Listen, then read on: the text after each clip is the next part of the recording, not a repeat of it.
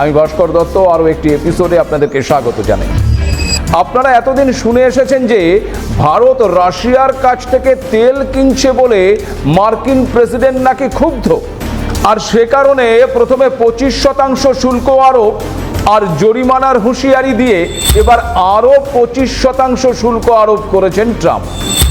কিন্তু সত্যিই কি শুধুমাত্র ওই রাশিয়ার থেকে তেল কেনার জন্য এই শুল্ক আরোপ আমেরিকার, নাকি রয়েছে অন্য কারণ? ইতিমধ্যে ভারতের বিদেশ মন্ত্রক জানিয়ে দিয়েছে ট্রাম্পের দেশ আমেরিকাও রাশিয়ার কাছ থেকে পণ্য কিনেছে। এমনকি রাশিয়া ইউক্রেনের যুদ্ধের মাঝেই এই রাশিয়া থেকে পণ্য আমদানি করেছে আমেরিকা।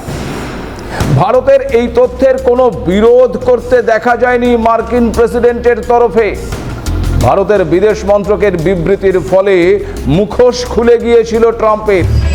এবার খোদ প্রধানমন্ত্রী নরেন্দ্র মোদী যা বললেন তাতে তো ট্রাম্পের আর লুকোনোর কোনো জায়গাই রইল না।